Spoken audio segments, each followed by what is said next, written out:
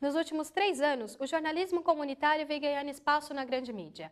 Esse gênero de jornalismo, que por muito tempo foi esquecido, agora tem maior importância.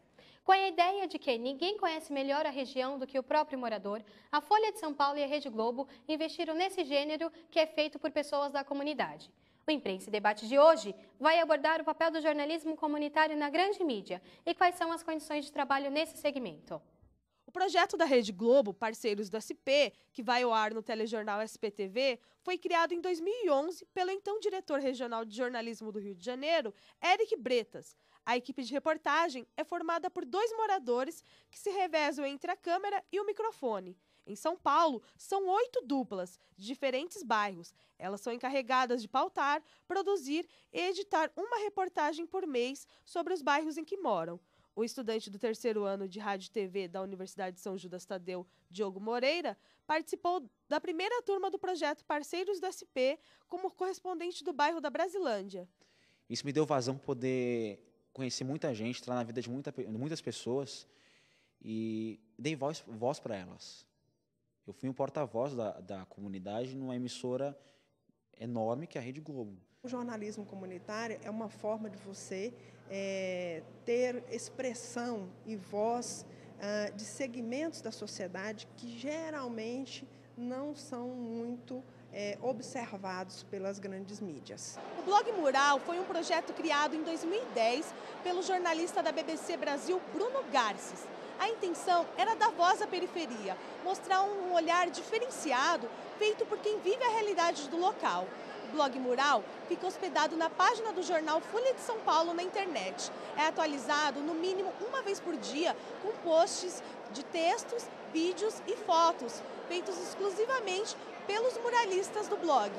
A jornalista Cíntia Gomes é correspondente do Mural desde a primeira turma de 2010. Hoje faz pós-graduação em comunicação e mídia e seu objeto de estudos é o próprio mural.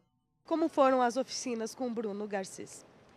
As oficinas eram bem bacanas. Elas foram curtas, foram 2 finais de semana, no sábado e no domingo, porém era intenso, era um período integral, a gente ficava, acho que era das 10 às 18, não me recordo bem, mas era o dia todo. E a gente tinha uma rotina, iniciava o dia lendo jornais e a gente verificava o que tinha falado, o que falava naquele jornal sobre o nosso bairro. Para falar sobre os aspectos do jornalismo comunitário, recebemos o representante do Blog Mural, Rafael Carneiro da Cunha. Rafael participa do projeto da Folha de São Paulo desde a 2ª turma, formada em 2010, e hoje é responsável por revisar os textos enviados pelos correspondentes. Olá, Rafael. Olá. Também contamos com a presença de André Freire, que é secretário do Sindicato dos Jornalistas de São Paulo. Representando o órgão sindical, André vai falar sobre a regulamentação das condições de trabalho deste segmento jornalístico. Olá, André. André, para a gente começar então a discussão sobre o tema, qual é o papel do jornalista comunitário? Olha, eu não identifico o jornalista por adjetivos, né? Eu acho que o jornalista, ele é jornalista, né? É uma profissão, são pessoas que têm uma profissão, né, que são remuneradas para isso, que frequentam faculdade, que têm técnicas de observação da realidade, da sociedade, né, estão aptas a traduzir as realidades que se apresentam como notícia, como noticiário, né, transmitir para maior número possível de pessoas, transformar questões particulares em um fato de entendimento coletivo. Então, é o jornalista, né, esse é o jornalista.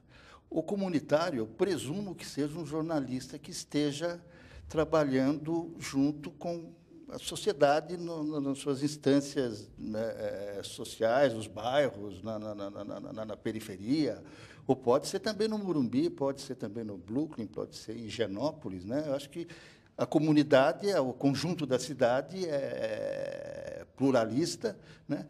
E o jornalista, eu acredito até que todo jornalista é comunitário, porque ele vai buscar nos segmentos da sociedade, o que representa a sociedade, o material da informação que vai ser coletivizada, que vai ser difundida, que vai ser colocada a público. E existe uma diferença entre um repórter de redação e um jornalista comunitário? Pois é, eu não sei fazer essa diferença, né? Eu acho que o jornalista, ele é o jornalista, né? Ele está pronto, ele sai, por exemplo, da faculdade São Judas Tadeu, né? Que forma pessoas com capacidade técnica, conhecimento, né? E competência para observar as coisas e trabalhar junto a todos eles. Pode ser na área do esporte, pode ser na cidade, observando a cidade, observando as representações políticas, né? Quer dizer, então, eu não sei distinguir esse jornalista comunitário, o que seria um jornalista comunitário. Eu conheço o jornalista, né? O jornalista que é um profissional que trabalha para informar. Ele está habilitado para informar. E essa habilitação inclui ele ter conhecimento técnico para isso e uma série de outras questões e outras questões deontológicas da profissão, né, que ele é obrigado a respeitar, como a ética, por exemplo, né, uma observação da neutralidade, da capacidade de não ser tendencioso, né, para que a sociedade possa ser bem informada a partir do seu trabalho, né. Rafael, qual a orientação dada para os correspondentes com relação à pauta e à abordagem de um tipo de cobertura? Bom, a gente lá no mural, a gente procura não trazer tanta violência.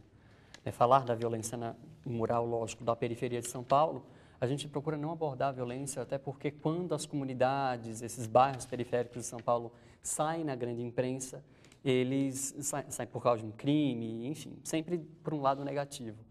A gente é livre para elaborar pautas, a gente faz uma reunião mensal e a gente sempre discute qual que é o melhor viés para aquela pauta, pensando do jeito comunitário. Então, a gente, no caso, falar de ONGs, por exemplo, que são, vamos dizer, do centro expandido e que fazem algum trabalho na periferia, a gente pensa duas vezes antes de falar sobre isso. A gente dá mais destaque para aquele grupo que nasceu ali no bairro e desenvolve um trabalho no próprio bairro dele. Existe algum tipo de treinamento para os correspondentes com relação aos riscos que a cobertura jornalística oferece? Não. A gente, lógico, quando tem algum risco de uma pauta, por exemplo, um correspondente sugere uma pauta e alguém acha que haverá algum risco, a gente sempre comenta na reunião. Mas eu acho que essa formação também dos riscos vem da faculdade. Muita gente ali está na faculdade e alguns já se formaram.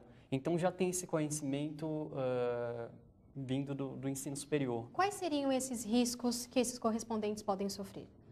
Olha, tomar cuidado com quem você fala, mas isso eu diria, eu não colocaria só para o jornalismo comunitário, eu colocaria para o jornalismo de uma forma geral. Você tem que saber onde você está pisando, né? Estudar muito aquele lugar que você está indo, saber quem são aquelas pessoas que você vai conversar, quais são os interesses de cada um que você vai entrevistar.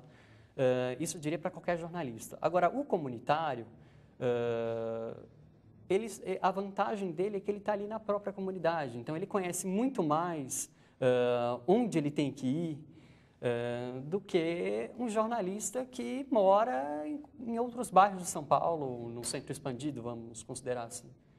André, existe algum tipo de regulamentação para o jornalista comunitário? Não, existe para o jornalista, né? O jornalismo é uma profissão regulamentada, né? O que regulamenta é o Decreto-Lei 83284, de 1979, que estabelece a profissão como os profissionais são os profissionais dessa profissão, né? As nomenclaturas, o que é considerado jornalista e o que não é considerado jornalista. Existe, né, algum tipo de regulamentação para o repórter de campo? Não, regulamentação, leis, não, né? Especificamente não, né? Existem normas de conduta, né, que eu acho que um repórter em campo aprende isso, ele aprende na universidade, aprende quando está fazendo faculdade, como se comportar, né, e as empresas têm que fornecer condições também para que esse jornalista possa exercer a profissão em campo. O gênero jornalismo comunitário, ele é reconhecido pelo sindicato? Nós reconhecemos jornalistas que são considerados jornalistas profissionais, que são jornalistas que têm registro no Ministério do Trabalho, né? A função do sindicato é defender, né, o salário do jornalista, condições de trabalho, mercado de trabalho do jornalista profissional, né?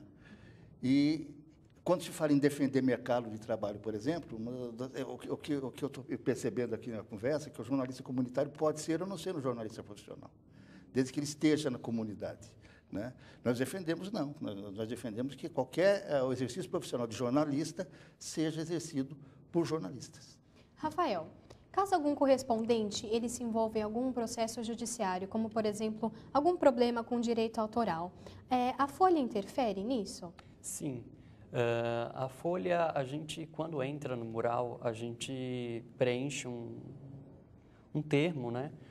E entre várias coisas que estão escritas ali, é que a gente não é empregado da Folha, né? E um dos tópicos ali é que, em caso de algum processo, a Folha seria responsável.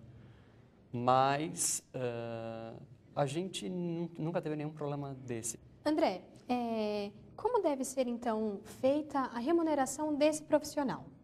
Olha, o que estabelece a remuneração de jornalistas são os acordos coletivos de trabalho, né? São as convenções coletivas, que é feito pelo sindicato jornalista junto aos sindicatos patronais, né? Se estabelece piso, condições de trabalho, os benefícios que as empresas têm que oferecer aos jornalistas, auxílio creche, alimentação, vale do ticket de refeição, se tem transporte noturno, não tem, quer dizer, tudo isso é anualmente negociado pelo sindicato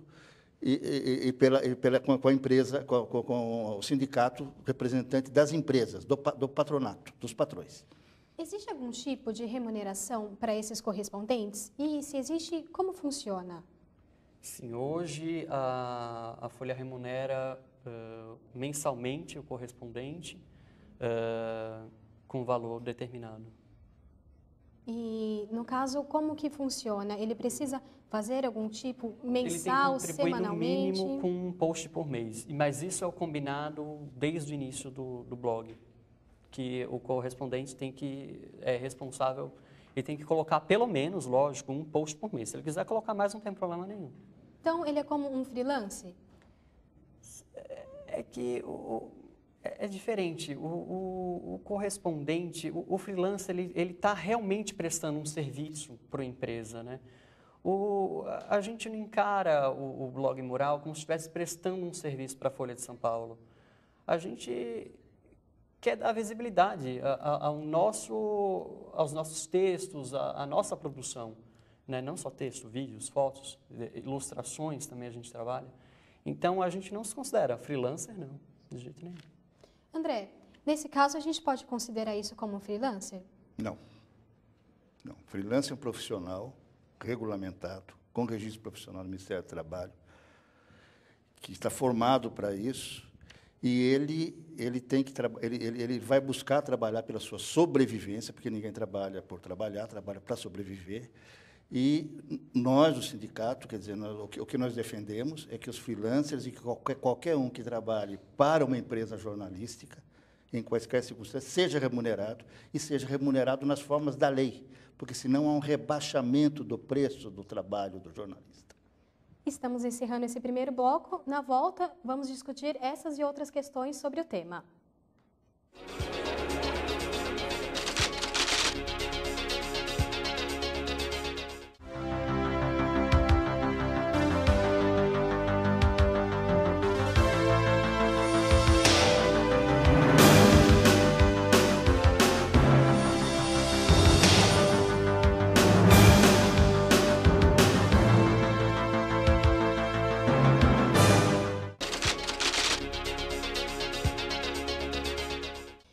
de volta com Imprensa e Debate, que hoje aborda o jornalismo comunitário. Para introduzir esse tema no segundo bloco, vamos acompanhar o depoimento enviado de Londres do idealizador do projeto do blog Mural, Bruno Garcês. Oi, gente, eu sou o Bruno Garcês, eu sou o criador do projeto original do Mural. O Mural começou a surgir em 2009, quando eu ganhei uma bolsa do International Center for Journalists, o ICFJ, uma ONG de jornalismo com sede nos Estados Unidos.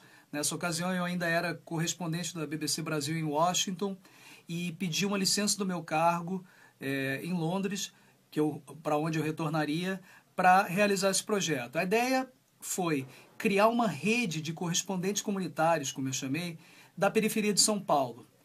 E a ideia foi centrar isso em São Paulo porque não havia nada muito semelhante a isso. Como um grande veículo tem correspondentes em Nova York, em Paris, em Londres, ter correspondentes espalhados por diferentes bairros.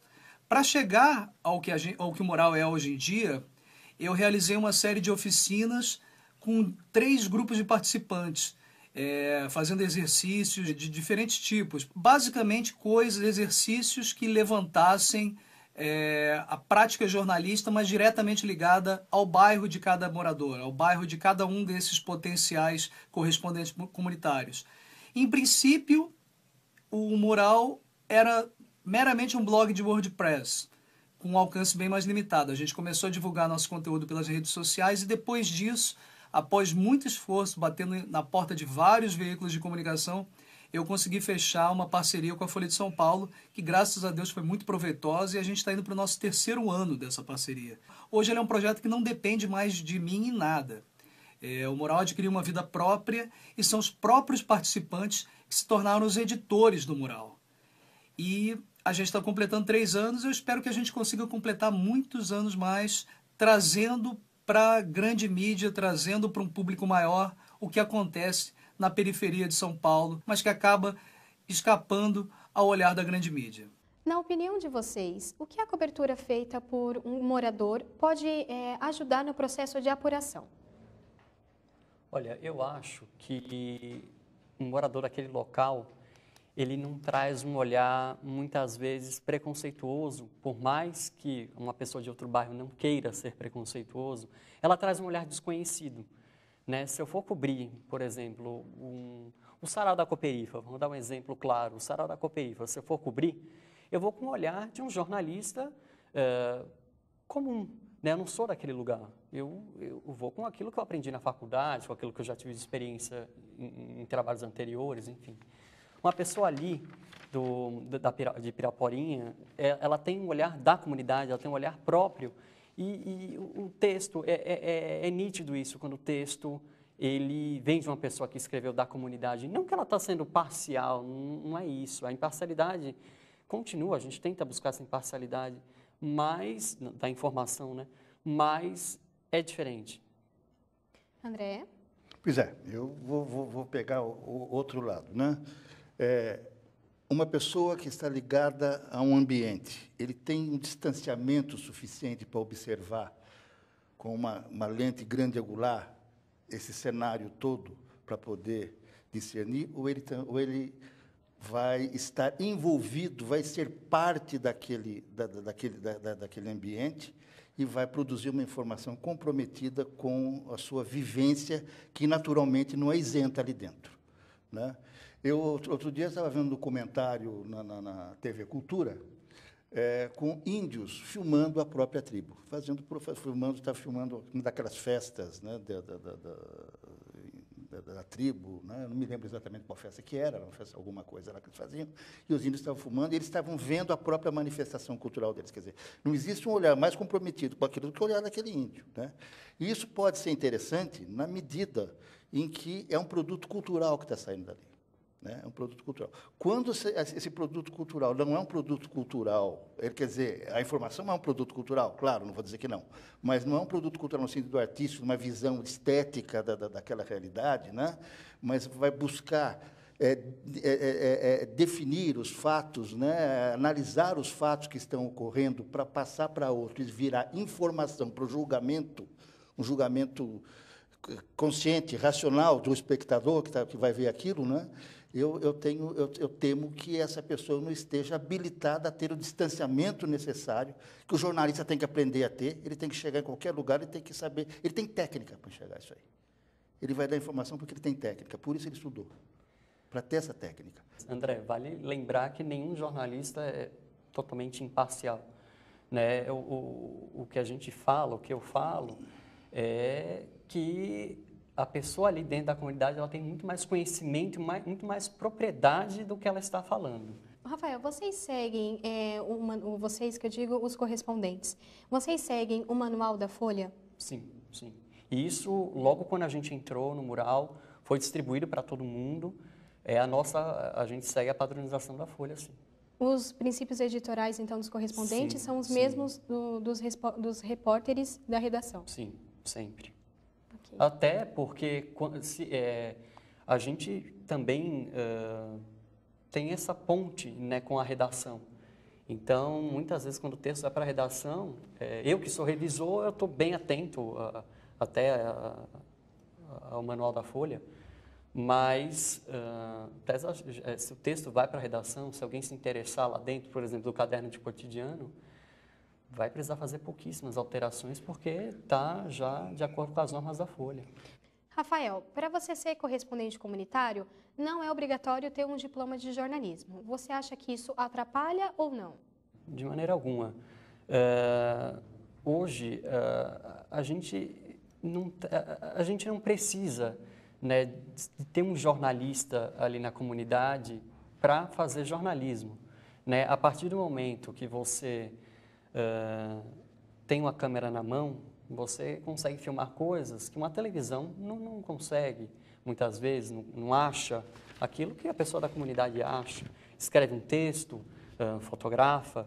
Então, assim, a gente tem experiências de pessoas lá no mural que não são jornalistas formados e nem estão estudando jornalismo, são de outra área. A maioria é jornalista ou está formado, mas a gente tem experiências e muito boas até.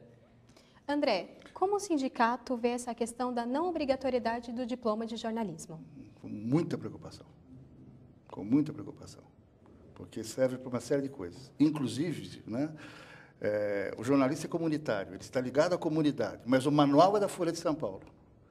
E se recebe um cachê, não é o piso salarial do jornalista, nem sequer o piso salarial do jornalista, por 5 horas de trabalho. Ele não tem nenhuma regulamentação. Ele ocupa o espaço de profissionais que se formaram para isso e investiram dinheiro, tempo, vontade e vida para ser jornalista. Tem uma relação próxima e que pode ser comprometida com a comunidade. Pensa que está fazendo jornalismo no instante. Na verdade, eu acho que o jornalista comunitário é uma grande fonte. Ele serviria para ser fonte, não ser o jornalista. Ele é uma fonte. Se ele tem essa participação dentro da comunidade, esse conhecimento, ele é uma grande fonte, ele é um grande guia para um jornalista fazer o trabalho com o distanciamento que o jornalismo requer. Né? Mesmo que o jornalista, eu também não acredito que exista 100% um jornalista que seja isento, ele é uma pedra de isenção. Isso, eu acho meio complicado, que realmente se falar no limite dessa isenção quase que santa, né? O camarada é um santo, ele não vai nem para lá nem para cá, ele tem a formação dele, tem o processo de vida dele que pode influir um pouco, mas influirá muito mais e será muito menos garantia para o leitor, para o espectador, do que ele garante muito mais a informação com mais limpeza do que uma pessoa que não tem um código de ética, não sabe o que é um lado, o que é o outro, e faz a coisa. Né? E pode fazer interessante. Eu não digo que uma câmera na mão de uma pessoa, uma câmera na mão de qualquer cidadão é interessante, qualquer olhar é interessante. Para isso virar notícia, para virar informação, que tem um outro caráter, o caráter de formação da consciência coletiva, é outro papo. André, só uma coisinha. Vale ressaltar que hoje as grandes redações não contratam só jornalistas formados, né? Eu estou falando de grandes redações, não estou falando de pequenas redações. Agora, falar em cachê, eu não usaria essa palavra. Não acho que é a palavra mais adequada. Com relação à fonte, eu acho que o jornalista comunitário é fonte, sim. Essa questão está até na base do jornalismo comunitário. O jornalista comunitário, o comunicador comunitário, ele é tanto fonte quanto produtor de informação. Né? E a questão de seguir o manual da Folha é simplesmente porque a gente está dentro do veículo. O nosso texto está sendo publicado no site do jornal. Então, não dá para você aceitar como um diretor ali online, Rafael, um editor online, não dá para você receber um texto com uma série de se você me dissesse que diferenças. vocês estão produzindo matérias, e seja de qualquer nível, comunicação, fazendo comunicação, pessoas, a comunidade se filmando, se fotografando, escrevendo um sobre o outro, e isso caísse num ambiente, numa situação de comunicação não comercial, que houvesse liberdade, que houvesse uma discussão sobre... Porque eu duvido que a Folha de São Paulo não faça um filtro. Eu duvido que os grandes veículos de comunicação não façam um filtro. Eles filtram o que um jornalista formado faz, é filtrado. Rafael, eles trabalham, os correspondentes, eles trabalham o mesmo tanto de horas ou é como se fosse uma colaboração? Não, aí é que está. Por isso que não são 8 horas diárias, não são 5 horas diárias que a pessoa fica no mural. Depende muito da reportagem que você vai fazer, e não tem isso. Realmente ali, é uma colaboração com o intuito, o objetivo principal de todo mundo ali é mostrar a sua comunidade. Graças a Deus a gente tem um veículo de grande porte, como a Folha, para dar visibilidade, como vitrine para isso. E volto, eu bato sempre no martelo, na mesma tecla. Jamais bairros, por exemplo, como Jova Rural, sairiam na Folha, sairiam na TV Globo, sairiam no Estadão, porque não interessa, né? Não interessa até pelo filtro do próprio jornal, né? Então, assim, o mural é uma forma de você dar visibilidade a essas pessoas que também são cidadãos paulistanos e que não se veem. Se pegar um jornal, que foi até uma atividade que o Bruno fez no início das oficinas, pegar o jornal e ver o que está falando da sua comunidade. A única comunidade, eu lembro na época, que estava sendo retratada no jornal era Itaquera, por conta da Copa do Mundo. E aí o pessoal comentou, minha comunidade só sai no jornal quando tem chacina, quando tem alguma violência. E não é isso, as comunidades têm muito mais do que isso, né? A violência é uma coisinha ali, sabe? Que muitas vezes as histórias, os bons personagens, que o jornalismo, eu acho que o jornalismo tem que ir em busca desses bons personagens, eles também estão nos bairros da periferia e que muitas vezes não aparecem na grande mídia. O Imprensa e Debate de hoje falou sobre jornalismo comunitário. Agradeço a presença de Rafael Carneiro da Cunha e André Freire. Obrigada pela audiência e até o próximo programa.